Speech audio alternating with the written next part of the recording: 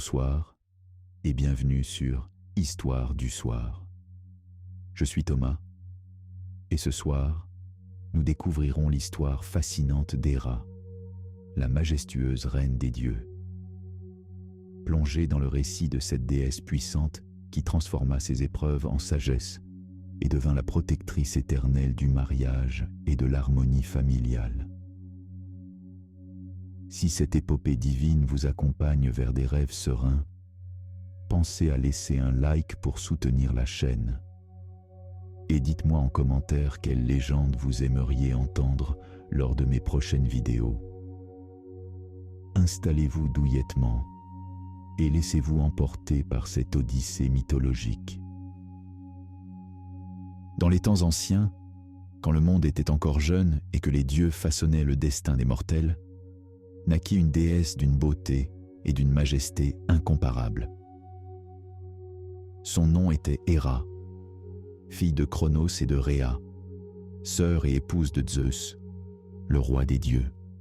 L'histoire d'Héra commence dans les entrailles sombres de son père Cronos. Comme ses frères et sœurs divins, elle fut avalée dès sa naissance par ce titan cruel qui craignait qu'un de ses enfants ne le détrône. Dans cette obscurité primordiale, Héra grandit, développant déjà cette force de caractère et cette détermination qui la caractériserait à jamais. Quand Zeus, le plus jeune des enfants, parvint à libérer ses frères et sœurs du ventre paternel, Héra découvrit la lumière du monde pour la première fois. Elle contempla les vastes étendues du ciel, les montagnes majestueuses et les océans infinis. Son cœur se remplit d'une joie pure, mais aussi d'une profonde compréhension de sa destinée divine. Héra possédait une beauté qui surpassait celle de toutes les autres déesses. Ses yeux brillaient comme des étoiles dans la nuit la plus claire. Sa chevelure ondulait comme les blés dorés sous la brise d'été. Sa démarche était celle d'une reine née, noble et gracieuse, inspirant le respect et l'admiration à tous ceux qui la voyaient. Mais la beauté d'Héra n'était rien comparée à la force de son âme. Elle était dotée d'une sagesse profonde et d'un sens aigu de la justice. Dès son plus jeune âge divin, elle comprit que son rôle ne serait pas seulement d'être belle, mais de protéger l'ordre et l'harmonie du monde.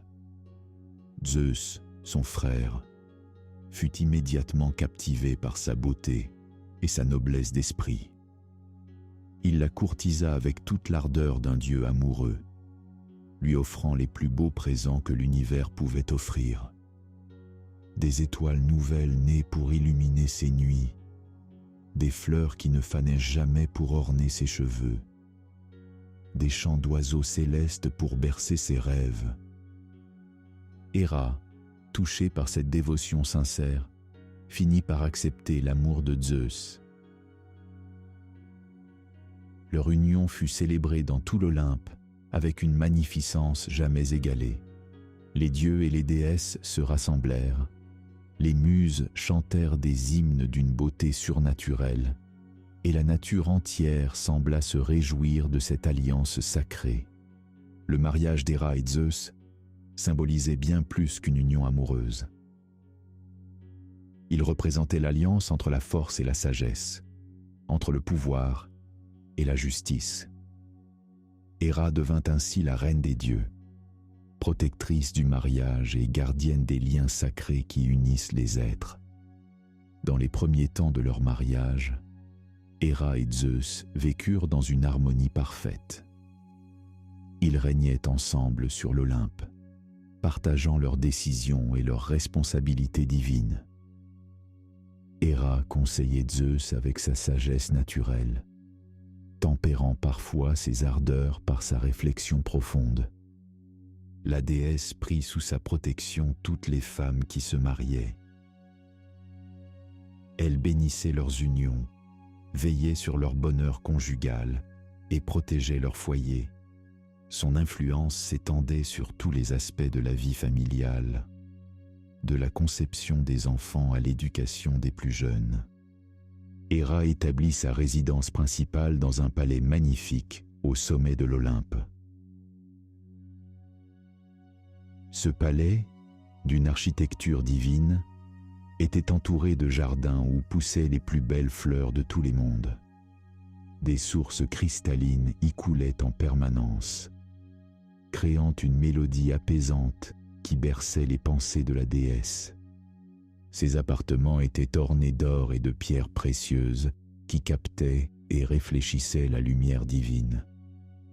Mais ce qui rendait ce lieu vraiment magique, c'était la présence d'Héra elle-même, qui imprégnait chaque pierre, chaque fleur, chaque rayon de lumière de sa grâce divine. La déesse passait ses journées à veiller sur les mortels et les dieux. Elle observait les unions qui se formaient, bénissait celles qui étaient fondées sur l'amour véritable et la fidélité mutuelle. Son regard bienveillant se posait sur les jeunes épouses qui prononçaient leurs vœux, leur accordant sa protection et ses faveurs. Héra possédait aussi le don de prophétie. Elle pouvait voir dans l'avenir les conséquences des actions présentes, comprendre les liens subtils qui unissaient les destins. Cette capacité lui permettait de guider ceux qui venaient chercher ses conseils, les aidant à prendre les décisions les plus sages. Les animaux sacrés d'Héra étaient le paon, symbole de sa magnificence, et la génisse, représentation de sa fécondité divine. Les paons se promenaient librement dans ses jardins, déployant leur queue chatoyante en son honneur. Leurs plumes aux couleurs irisées reflétaient la beauté multifacette de la déesse.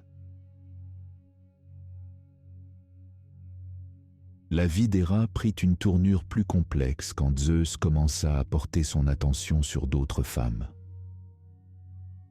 Le roi des dieux, malgré son amour pour Héra, était attiré par la beauté sous toutes ses formes, qu'elle soit divine ou mortelle.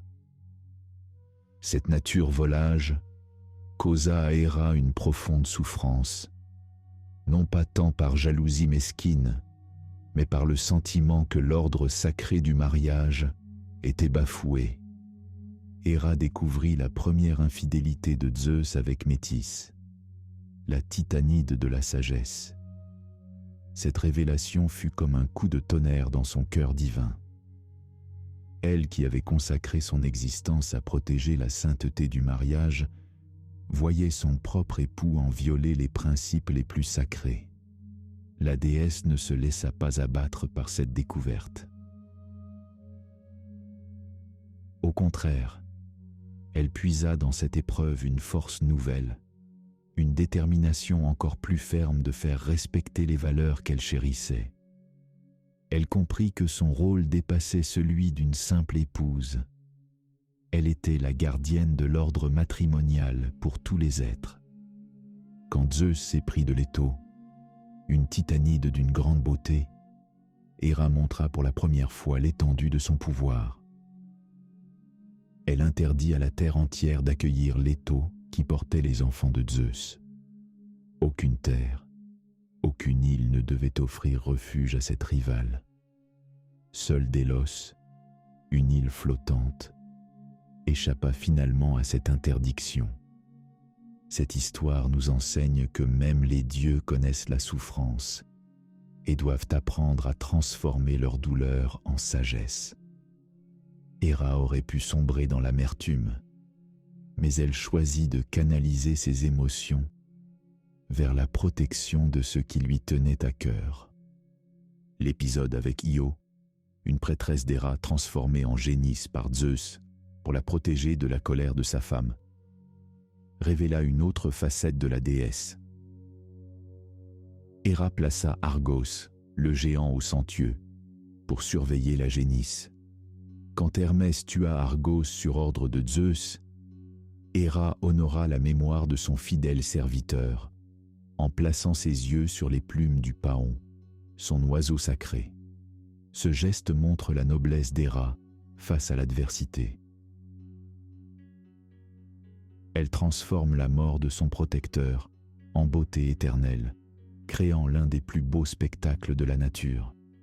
Cette capacité à transformer la douleur en beauté est l'un des aspects les plus touchants de sa personnalité divine. Héra donna naissance à plusieurs enfants divins. Arès, le dieu de la guerre, hérita de sa force de caractère et de sa détermination. Hébé, la déesse de la jeunesse, reçut sa beauté et sa grâce. Héphaïstos, le dieu forgeron, bien qu'il fût né différent des autres dieux, porta en lui la créativité et la persévérance de sa mère. La relation d'Héra avec ses enfants révèle sa nature maternelle profonde.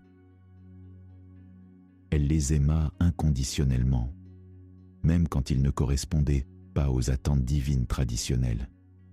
Héphaïstos, né avec une apparence peu commune pour un dieu, fut d'abord rejeté. Mais Héra finit par reconnaître en lui des qualités uniques et précieuses. Cette acceptation nous enseigne une leçon profonde sur l'amour maternel véritable. Il ne s'agit pas d'aimer seulement ce qui est parfait selon les standards extérieurs, mais d'embrasser l'essence unique de chaque être. Héra découvrit que la véritable beauté réside dans l'acceptation et l'amour inconditionnel. L'histoire d'Héra et des Amazones illustre son rôle de protectrice des femmes fortes et indépendantes. Ces guerrières, qui avaient choisi de vivre sans hommes, recevaient la bénédiction d'Héra. Elles incarnaient une facette de la féminité que la déesse respectait et encourageait, celle de l'autonomie et de la force personnelle. Héra comprenait que les femmes pouvaient être épouses et mères, mais aussi guerrières, dirigeantes, ou choisir des chemins différents. Sa protection s'étendait à toutes celles qui respectaient leurs propres valeurs et vivaient avec intégrité, quelle que soit la forme que prenait leur existence. Quand Paris dut juger qui était la plus belle entre Héra, Athéna et Aphrodite, Héra offrit au jeune prince troyen le pouvoir sur l'Asie et l'Europe. Ce choix révèle sa compréhension profonde du pouvoir véritable, celui qui permet de protéger et de servir les autres, plutôt que de simplement dominer. Bien que Paris choisit Aphrodite, déclenchant ainsi la guerre de Troie, Héra ne se laissa pas diminuer par cette défaite.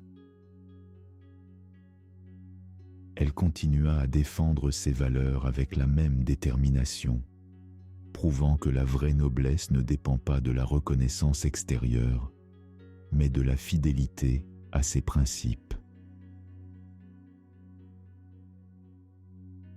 Durant la guerre de Troie, Héra montra toute l'étendue de sa détermination et de sa loyauté envers les Grecs.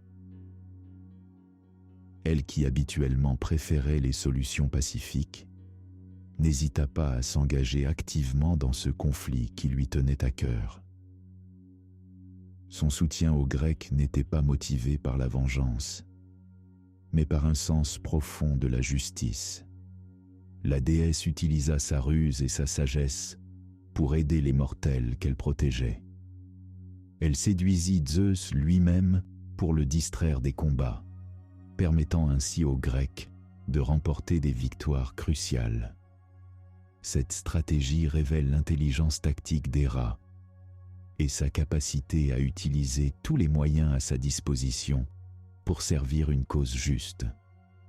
L'un des épisodes les plus touchants de la guerre fut la protection qu'Héra accorda à Ménélas lors de son duel avec Paris. Elle veilla sur ce roi qui se battait pour récupérer son épouse légitime, incarnant ainsi les valeurs du mariage que la déesse chérissait tant. Son intervention discrète mais efficace permit à Ménélas de survivre à ce combat décisif. Héra développa également une relation particulière avec Héra, l'héroïne qui portait son nom. Cette mortelle, épouse du héros Jason, vécut des épreuves similaires à celles de la déesse, confrontée elle aussi aux infidélités de son époux. Héra vit en elle un reflet de ses propres souffrances et de sa propre force. La déesse guida Jason et les Argonautes dans leur quête de la toison d'or, non pas par affection pour Jason, mais pour protéger et honorer Médée, qui deviendrait plus tard son épouse. Cette protection révèle la complexité du caractère d'Héra, capable de soutenir même ceux qui pourraient la décevoir par la suite, si cela servait un bien plus grand. Quand Jason abandonna Médée pour épouser une princesse plus jeune, Héra ressentit une douleur qui résonnait avec sa propre expérience. Elle comprit la rage et le désespoir de Médée, mais ne put empêcher la tragédie qui s'ensuivit. Cette impuissance face à la souffrance humaine enseigna à Héra que même les dieux ont des limites. Cette leçon d'humilité marqua un tournant dans l'évolution spirituelle d'Héra. Elle apprit que son rôle n'était pas de contrôler entièrement le destin des mortels, mais de leur offrir guidance, protection et compassion dans la mesure de ses possibilités. Cette sagesse nouvelle adoucit son caractère sans diminuer sa force. Héra établit de nombreux cultes à travers le monde grec, chacun reflétant un aspect différent de sa personnalité divine. À Argos, elle était honorée comme Héra Téléia, la déesse qui mène à la perfection, protectrice des mariages accomplis. Les jeunes femmes venaient y chercher sa bénédiction avant leurs noces. Le sanctuaire de Samos lui était particulièrement cher. C'est là qu'elle était vénérée depuis les temps les plus anciens, dans un temple magnifique entouré de jardins luxuriants. Les pèlerins venaient de tout le monde grec pour y chercher sa guidance et ses faveurs. À Olympie, Héra avait son propre temple, l'Héraion, l'un des plus anciens sanctuaires du site sacré. Ce temple témoignait de son importance dans le panthéon grec et de la dévotion que lui portaient les mortels. Elle y était représentée dans toute sa majesté royale, tenant les symboles de son pouvoir divin. Les festivals en l'honneur d'Héra étaient des moments de grande réjouissance et de renouvellement spirituel. Les Héraias, célébrés dans diverses cités, incluaient des processions, des sacrifices, des danses et des chants qui élevaient les âmes vers le divin. Ces célébrations renforçaient les liens communautaires et rappelaient l'importance des valeurs familiales. Héra présidait aussi les Jeux héréens, des compétitions athlétiques réservées aux jeunes femmes. Ces jeux célébraient la force et la beauté féminine, montrant que la déesse valorisait autant les qualités physiques que spirituelles de ses protégés. Les victorieuses recevaient une couronne d'olivier et l'honneur de participer aux rites sacrés. L'influence d'Héra s'étendait bien au-delà des frontières de la Grèce. Les Romains l'adoptèrent sous le nom de Junon, lui accordant une place d'honneur dans leur panthéon. Elle devint la protectrice de l'Empire romain et la gardienne de la prospérité de Rome, montrant la capacité des divinités à transcender les frontières culturelles. Cette adaptation de son culte révèle l'universalité des valeurs qu'incarnait Héra. La protection du foyer, la fidélité conjugale, la dignité féminine et la justice sont des idéaux qui parlent à tous les peuples, quelle que soit leur origine. Héra devint ainsi une déesse véritablement universelle. Au fil des siècles, Héra développa une sagesse profonde qui transforma sa relation avec Zeus et avec le monde. Elle comprit que l'amour véritable ne consiste pas à posséder l'autre, mais à l'accepter dans sa totalité, même avec ses défauts et ses faiblesses.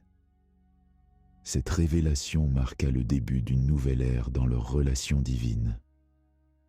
Zeus, de son côté, finit par reconnaître la valeur inestimable de sa femme. Il réalisa que ses aventures passagères ne lui apportaient qu'un plaisir éphémère, tandis qu'Héra lui offrait un amour profond, durable et enrichissant. Cette prise de conscience le poussa à revenir vers elle avec une humilité nouvelle. Leur réconciliation ne fut pas immédiate, mais progressive. Héra exigea de Zeus qu'il prouve son engagement renouvelé par des actes concrets. Elle lui demanda de reconnaître publiquement ses erreurs et de s'engager solennellement à respecter leur union. Cette démarche montra que le pardon véritable nécessite reconnaissance et réparation. Zeus accepta ces conditions avec joie, comprenant enfin la chance qu'il avait d'avoir une épouse aussi noble et loyale. Il organisa une nouvelle cérémonie de mariage, encore plus magnifique que la première, pour renouveler leurs vœux devant tous les dieux. Cette seconde union fut marquée par une maturité et une compréhension mutuelle qui avaient manqué à leur premier mariage. Héra découvrit alors un bonheur plus profond que celui qu'elle avait connu auparavant. Ce n'était plus l'amour passionné et possessif de la jeunesse divine, mais un amour sage, patient et confiant. Elle apprit à faire confiance à Zeus tout en gardant sa propre indépendance et sa dignité. Cette évolution dans leur relation eut des répercussions positives sur tout l'Olympe. L'harmonie retrouvée entre le roi et la reine des dieux apporta une paix nouvelle au Panthéon. Les autres divinités purent se consacrer pleinement à leurs fonctions, sans craindre les disputes conjugales de leurs souverains. Héra utilisa cette période d'apaisement pour approfondir son rôle de protectrice des familles. Elle développa de nouveaux aspects de sa divinité, devenant également la gardienne de la réconciliation et du pardon dans les couples. Les mortels qui traversaient des crises conjugales pouvaient faire appel à elle pour retrouver l'harmonie. La déesse établit des rituels spéciaux pour les couples en difficulté.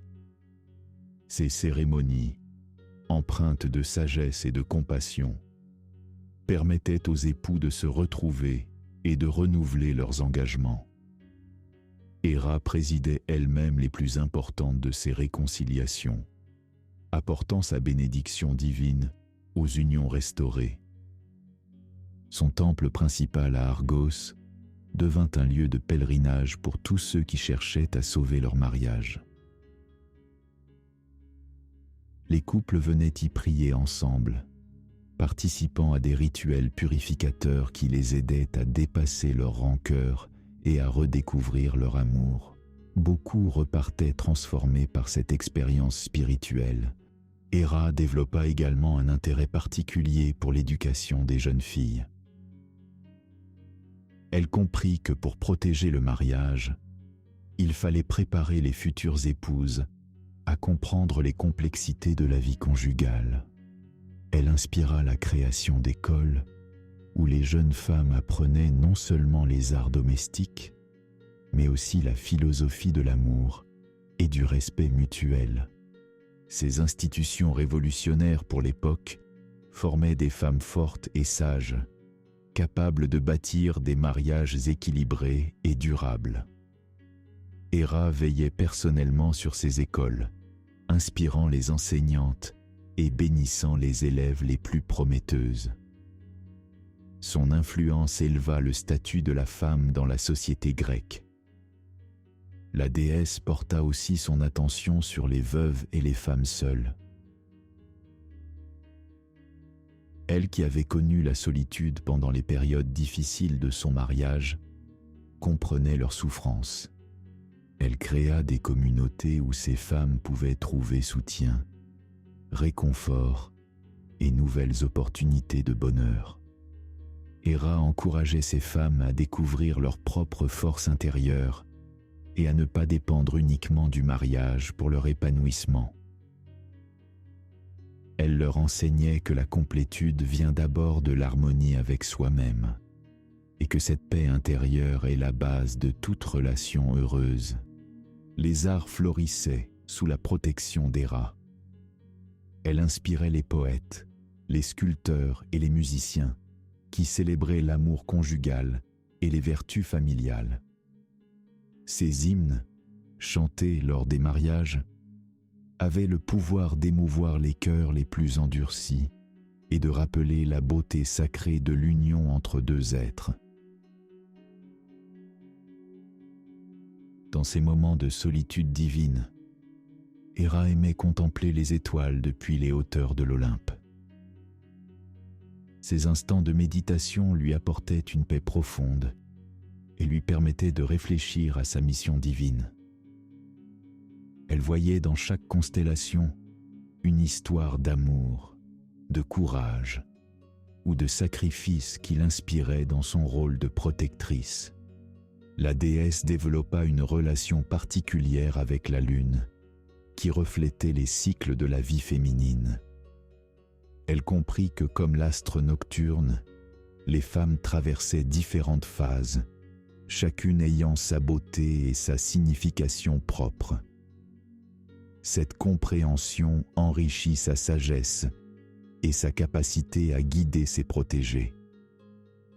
Héra établit des correspondances entre les phases lunaires et les étapes importantes de la vie d'une femme. La nouvelle lune symbolisait la jeune fille pleine de promesses. Le premier croissant représentait la jeune mariée. La pleine lune incarnait la mère épanouie, et la lune décroissante honorait la sagesse de l'âge mûr. Ces enseignements aidaient les femmes à accepter et célébrer chaque période de leur existence. Héra leur montrait que chaque âge avait ses dons particuliers et que la beauté véritable transcendait les apparences physiques. Cette philosophie libératrice permit à de nombreuses femmes de vivre plus sereinement leur parcours de vie. La déesse accordait une attention particulière aux mères qui perdaient un enfant. Ayant elle-même vécu la douleur de voir souffrir ses propres enfants divins, elle comprenait cette épreuve terrible. Elle créait pour ces femmes des sanctuaires spéciaux où elles pouvaient pleurer librement et trouver le réconfort divin.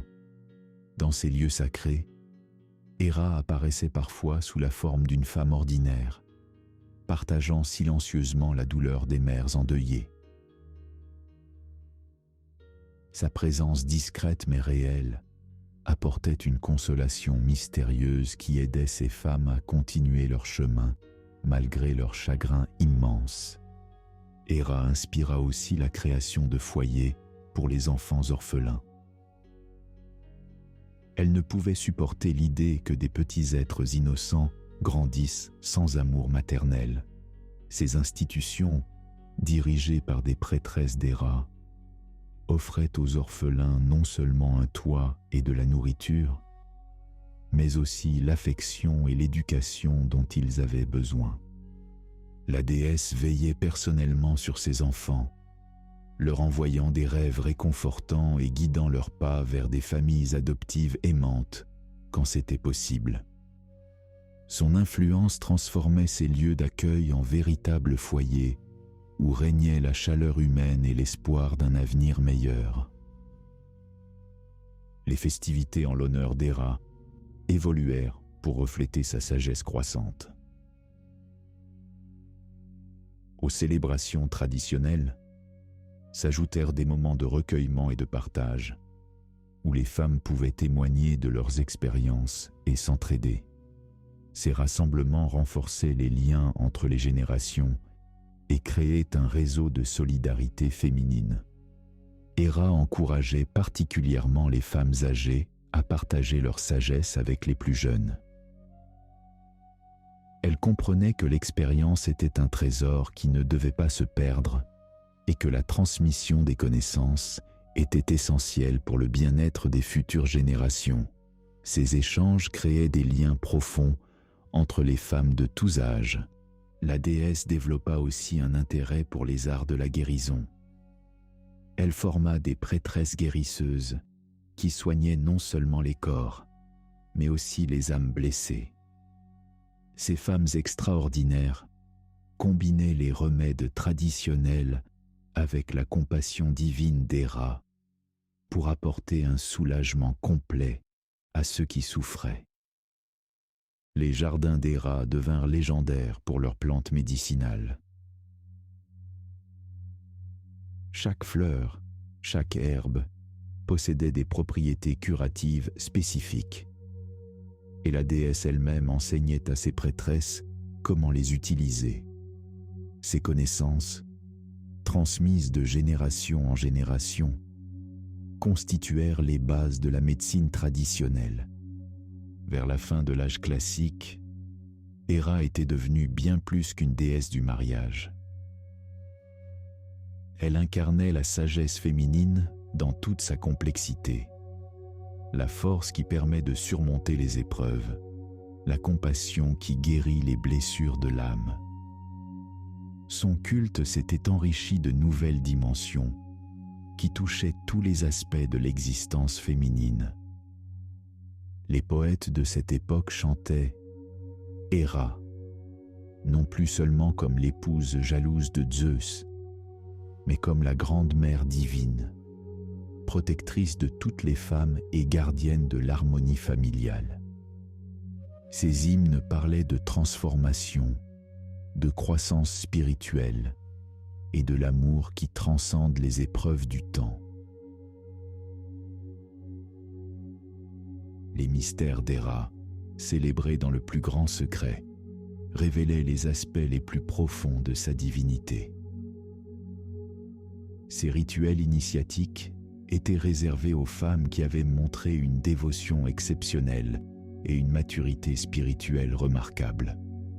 Dans ces cérémonies sacrées, Héra dévoilait les secrets de la transformation intérieure et de la sagesse féminine. Les initiés apprenaient que la véritable force d'une femme ne résidait pas dans sa capacité à dominer ou à contrôler, mais dans sa capacité à s'adapter, à transformer et à régénérer. Héra leur enseignait que comme la nature qui renaît chaque printemps, elle possédait le pouvoir de se renouveler constamment et de puiser dans leurs épreuves une sagesse nouvelle. Ces mystères incluaient des méditations profondes où les participantes communiaient directement avec l'esprit d'Héra. Dans ces moments de grâce divine, elles recevaient des visions qui les guidaient dans leur vie personnelle et leur permettaient de mieux comprendre leur mission sur Terre. Beaucoup en ressortaient transformées, porteuses d'une paix intérieure durable. Héra révélait aussi dans ces mystères l'art de la prophétie féminine, différent de celui pratiqué par les oracles apolliniens. Cette divination se basait sur l'intuition profonde, la connexion avec les cycles naturels et la capacité à percevoir les liens subtils qui unissent tous les êtres. Les femmes initiées devenaient des conseillères précieuses pour leur communauté. La déesse enseignait que chaque femme portait en elle une partie de la sagesse divine. Il suffisait d'apprendre à l'écouter, à la cultiver et à la partager avec générosité. Cette révélation libératrice permettait aux femmes de reconnaître leurs propres valeurs et de développer leur potentiel unique sans dépendre de la validation extérieure. Les relations d'Héra avec les autres divinités évoluèrent aussi avec le temps. Elle développa une amitié profonde avec Déméter, sa sœur, partageant avec elle la compréhension des mystères de la maternité et des cycles de la vie. Ensemble, elles protégeaient les femmes dans leur rôle de mère et de gardienne des traditions familiales. Avec Athéna, malgré leurs différences, Héra établit une collaboration respectueuse. Elle reconnut que la sagesse pouvait prendre de multiples formes et que la voie guerrière d'Athéna était aussi valable que sa propre approche plus maternelle. Cette reconnaissance mutuelle enrichit les deux déesses et offrit aux mortels des modèles variés d'épanouissement féminin. Même avec Aphrodite, autrefois sa rivale, Héra trouva un terrain d'entente. Elle comprit que l'amour passionnel incarné par Aphrodite et l'amour conjugal qu'elle protégeait étaient deux facettes complémentaires de la même force divine. Cette réconciliation symbolique marqua une nouvelle ère d'harmonie entre les aspects féminins du divin. Héra accorda une protection particulière aux couples mixtes, ceux qui unissaient des personnes de cultures différentes. Elle voyait dans ces unions un symbole d'espoir pour l'humanité, la preuve que l'amour pouvait transcender toutes les barrières. Ces couples recevaient sa bénédiction spéciale et son aide pour surmonter les difficultés liées à leurs différences. La déesse inspira aussi la création d'un ordre de prêtresses itinérantes qui voyageaient de cité en cité pour répandre ses enseignements. Ces femmes remarquables, appelées les messagères d'Héra, apportaient réconfort aux isolés, réconciliation aux couples en crise et espoir aux désespérés. Leur passage marquait toujours une amélioration dans la vie des communautés qu'elles visitaient. Les derniers temples construits en l'honneur d'Héra reflétaient sa sagesse mature. Ils n'étaient plus seulement des lieux de culte, mais de véritables centres communautaires où se mêlaient prière, éducation, guérison et entraide. Ces sanctuaires nouveaux devinrent des modèles pour les générations futures. Quand le monde antique commença à décliner, Héra ne disparut pas, mais se transforma. Son essence divine se fondit dans la conscience collective, devenant l'archétype de la femme sage, forte et aimante, que chaque génération redécouvre à sa manière. Elle cessa d'être une divinité extérieure pour devenir une force intérieure accessible à toutes les femmes. Les légendes racontent qu'avant de quitter le monde visible, Héra rassembla toutes ses prêtresses pour un dernier enseignement. Elle leur révéla que son plus grand désir était que chaque femme découvre sa propre divinité intérieure et apprenne à honorer la déesse qui sommeille en elle. Ce message d'émancipation spirituelle traversa les siècles pour parvenir jusqu'à nous. L'héritage d'Héra se perpétua à travers les siècles sous des formes diverses et subtiles. Dans chaque femme qui défendait l'intégrité de son foyer, dans chaque mère qui protégeait ses enfants avec une détermination farouche, dans chaque épouse qui œuvrait pour l'harmonie de son couple, l'esprit d'Héra continuait de vivre et d'inspirer. Les artistes de toutes les époques trouvèrent en Héra une source d'inspiration inépuisable. Les sculpteurs la représentaient dans sa majesté sereine. Les peintres captaient la profondeur de son regard. Les musiciens composaient des mélodies qui évoquaient sa grâce royale. Chaque œuvre d'art perpétuait sa mémoire et transmettait son message aux générations futures. Dans les traditions populaires, Héra devint la patronne des sages-femmes et des guérisseuses. Ces femmes exceptionnelles, qui accompagnaient les naissances et soignaient les maladies, se réclamaient de sa protection et de sa guidance. Elle perpétuait son rôle de gardienne de la vie et de protectrice des moments cruciaux de l'existence humaine. Les philosophes grecs tardifs et les penseurs romains développèrent une interprétation allégorique d'Héra qui enrichit encore sa signification. Pour eux, elle représentait l'air pur des hauteurs, l'élément qui permet la respiration et la vie. Cette vision cosmique faisait d'elle une déesse universelle, indispensable à l'existence même. Cette interprétation philosophique révélait une vérité profonde sur la nature d'Héra. Comme l'air qui nous entoure sans que nous y pensions, son influence était omniprésente mais discrète. Elle représentait toutes ces forces invisibles qui maintiennent l'harmonie du monde, depuis les liens familiaux jusqu'au cycle naturel. Les stoïciens virent en Héra un modèle de constance et de dignité face à l'adversité. Ils admiraient sa capacité à transformer les épreuves en sagesse et à maintenir ses valeurs malgré les difficultés. Son exemple encourageait tous ceux qui traversaient des périodes difficiles à persévérer avec noblesse et intégrité. Dans les derniers sanctuaires qui lui furent dédiés, Héra était souvent représentée tenant une clé, symbole de son rôle de gardienne des mystères de la vie. Cette clé ouvrait les portes de la compréhension profonde, révélait les secrets de l'amour durable et dévoilait les chemins vers l'épanouissement personnel.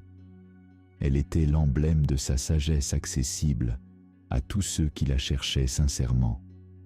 Les récits tardifs d'Héra mettaient l'accent sur sa transformation personnelle plutôt que sur ses conflits avec Zeus. Les conteurs comprenaient que son véritable message résidait dans sa capacité à grandir, à pardonner et à découvrir des formes d'amour plus profondes que la passion possessive de sa jeunesse divine. Cette évolution narrative reflétait une compréhension plus mature de la nature humaine et divine. Les gens réalisaient que les divinités, comme les mortels, pouvaient évoluer et s'enrichir de leurs expériences. Héra devenait ainsi non plus une figure statique, mais un exemple vivant de croissance spirituelle. Les dernières prêtresses d'Héra développèrent des rituels de guérison émotionnelle qui intégraient musique, danse et méditation. Ces cérémonies aidaient les participants à libérer leurs souffrances anciennes et à retrouver leur équilibre intérieur. L'influence apaisante d'Héra se manifestait dans ces moments de grâce collective. Ces pratiques thérapeutiques anticipaient les approches modernes de la guérison holistique. Héra était reconnue comme une pionnière dans la compréhension du lien entre bien-être physique et harmonie émotionnelle. Son approche intégrative de la santé influença durablement les traditions de soins. Quand les anciens temples furent abandonnés, l'esprit d'Héra se réfugia dans des lieux plus simples, mais non moins sacrés. Les foyers familiaux, les jardins entretenus avec amour, les lieux où se rassemblaient les femmes pour partager leur joie et leur peine, devinrent ces nouveaux sanctuaires. Elle montrait ainsi que le sacré réside dans le quotidien vécu avec conscience et amour. Cette transformation révélait une dernière leçon d'Héra. La véritable divinité ne nécessite pas de temples somptueux ou de rituels complexes. Elle s'épanouit partout où règne l'amour authentique, le respect mutuel et le désir sincère de protéger et de nourrir la vie. Héra avait appris à ses fidèles que chacun peut créer un espace sacré par la qualité de ses intentions et de ses actions. Ainsi, même quand son culte officiel déclina, Héra continua de vivre dans le cœur de ceux qui cherchaient à construire des relations durables et harmonieuses. Son influence se perpétuait à travers les gestes simples de l'amour quotidien. Les efforts pour maintenir l'unité familiale et la détermination à protéger ce qui est précieux. Aujourd'hui encore, l'essence d'Héra continue de nous accompagner et de nous inspirer.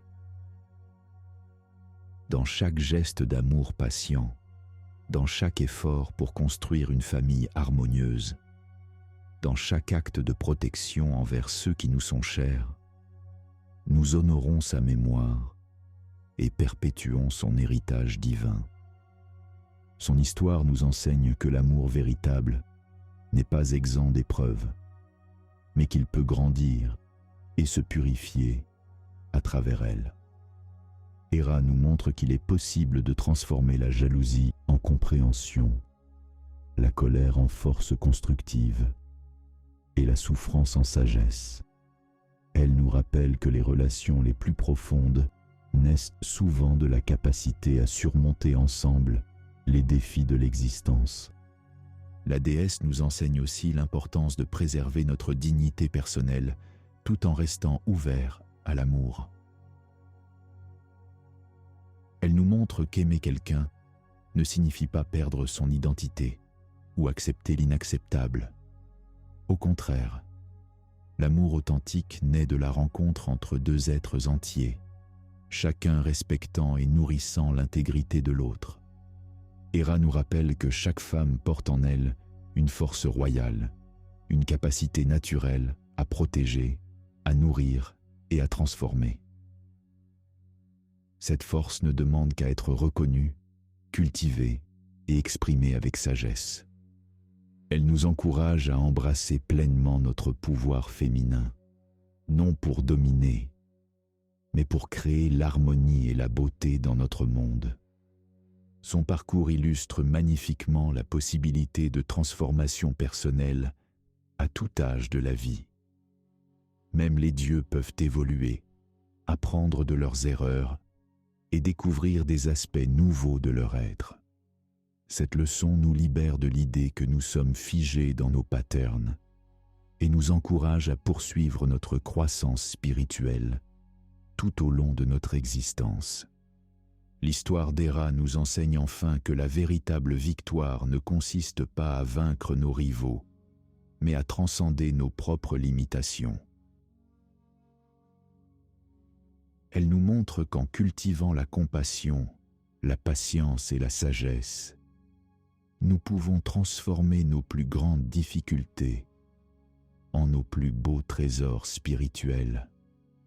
Que cette histoire de la noble Héra vous accompagne dans vos rêves et vous inspire dans votre propre cheminement. Puissiez-vous trouver en elle un modèle de force, de dignité et d'amour authentique. Que sa lumière divine illumine vos relations et guide vos pas vers l'harmonie et la paix intérieure. Bonne nuit, chers auditeurs. Que vos rêves soient emplis de la grâce d'Héra et que vous vous réveilliez avec un cœur serein et confiant. Je vais maintenant vous offrir quelques minutes de méditation douce pour ceux qui souhaitent prolonger ce moment de paix et se laisser bercer vers un sommeil réparateur. Fermez doucement vos yeux et laissez votre respiration se calmer naturellement. Imaginez-vous dans les jardins divins d'Héra, entouré de fleurs aux parfums apaisants et bercé par le murmure de sources cristallines. Sentez la paix de ce lieu sacré pénétrer votre être tout entier. Laissez la sagesse bienveillante d'Héra envelopper votre cœur comme un voile de soie douce. Respirez profondément cette tranquillité divine. À chaque expiration, relâchez les tensions de la journée. À chaque inspiration, accueillez la sérénité et l'amour. Laissez-vous maintenant glisser doucement vers le sommeil, porté par la protection aimante de la déesse. Que vos rêves soient paisibles et votre repos profond et réparateur. Bonne nuit.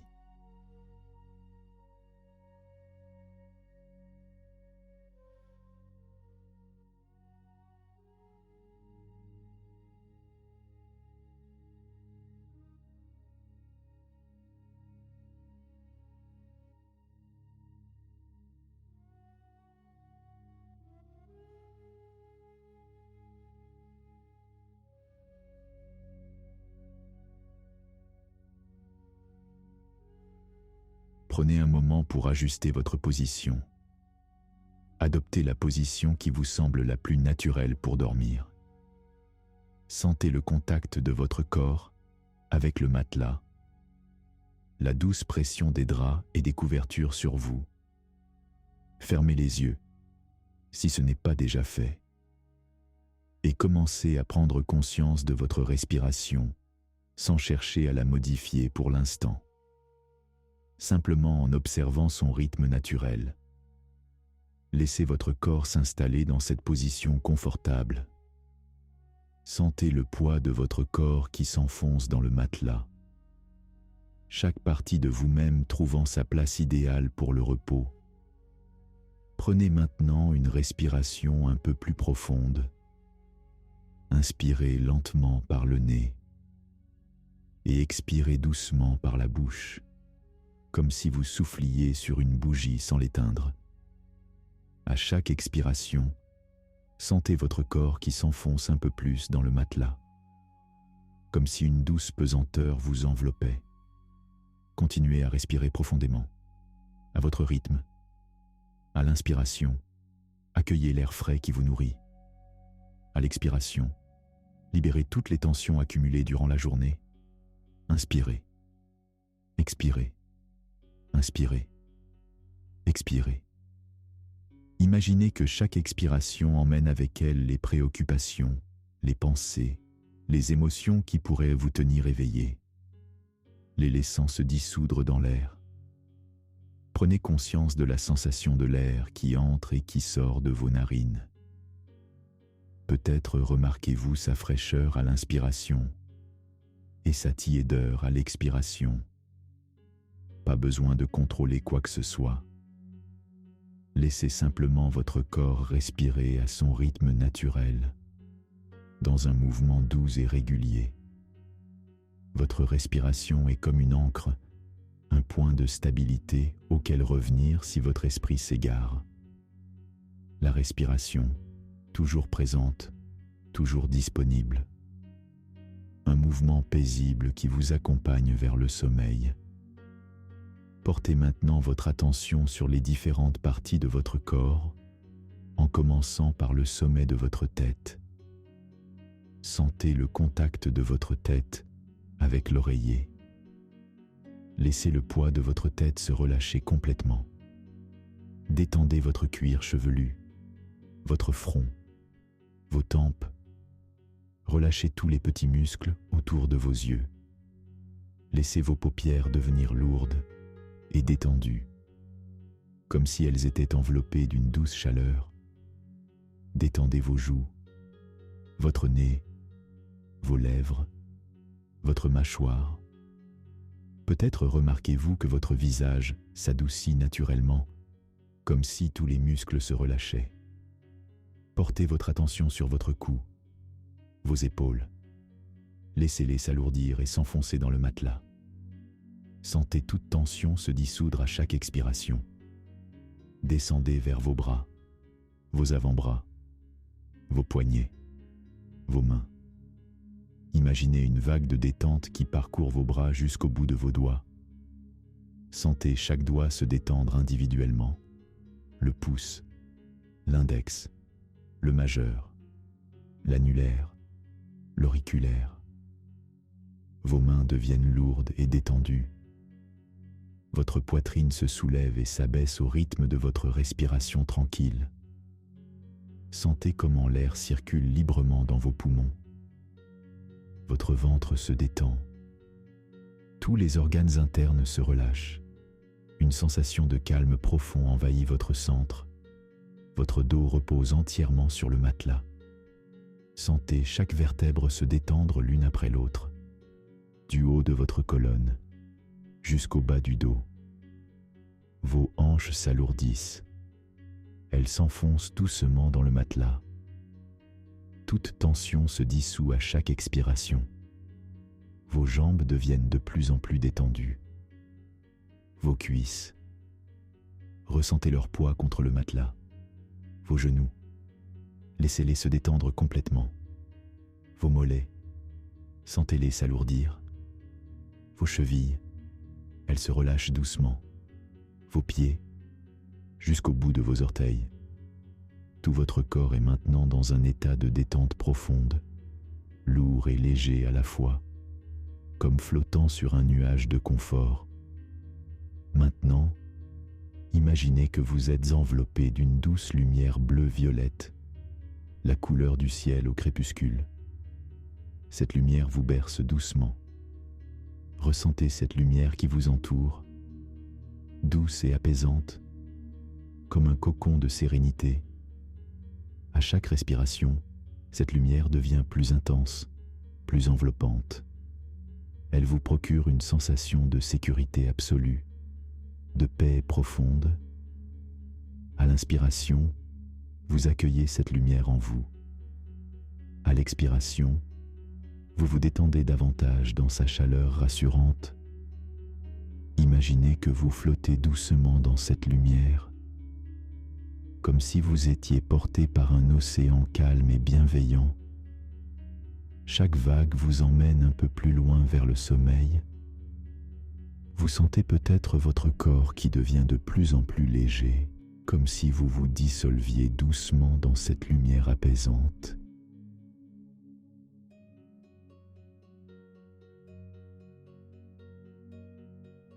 Vous n'avez rien à faire, rien à accomplir. Simplement vous laissez porter par cette sensation de paix et de sécurité. Dans cet espace de lumière, tout est calme, tout est paisible. Le temps s'étire et se ralentit.